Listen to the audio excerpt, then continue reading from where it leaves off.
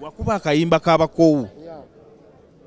Walina kigendererwa kiraga ali makulu kimukana kayimba. Kakati buno bwe budde.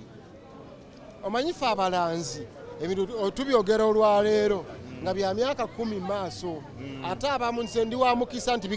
bigenda kuteekebwa mu nkola nga ndi mulamu abamu babiyimba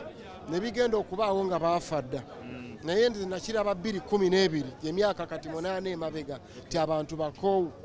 era kyekiri mu nkola saawa eno abantu bakoowu ogenda okulaba abantu bonna bavuddeyo bantu bali tosuya bagenda kujoininga politics bajoininze politics bantu bebayitanga abadongo kakati baabo bagenda ntebe kutuula mu ntebe bakitegedde nyimba nyingi eziri political not only that. Okay, wajjawo ekirowoozo ekigamba nti kanyingire politics? I started composing and singing political songs like 15 years back. So I've not just started this struggle until nazitandika na miaka 15. So far I've managed to release like 19 political songs. Kitegeeza nti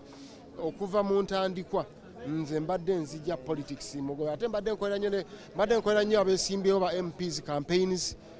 okumala ebisanja nga 3 emabega myaka nga 15 timbadde ntabula ne ba politicians nga mbayigako politics bwatambula ate nga nange bwe muyimba kati bye mbadde ngezaako gamba gavumenti ebikole ebiteeke mu nkola mu nnyimba zange ezo bigiremye okukola bweba erabika eyina mputtu oba enyooma ejyogaye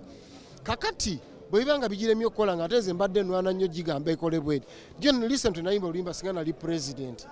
nenjigamba nti nze singa nali president naalikoze balancing buli kabira neewuliranga erina obutuuze aduumira polisi bwe nkiwa omufumbira ekya komanda w'amagye nkiwa omukyoli bwe mpa omusoga n'akulira enguudo akulira ebyobulamu abeere mutoolo ne bazonto mwe bajje script yaabo mu luyimba twanze mbadde olredde nabiyimbako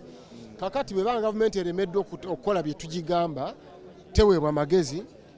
yeefudde nampulira zibi yali akaggala matu kati katugijjeko tubikole bye tubadde twogera tugenda ntebe kubikola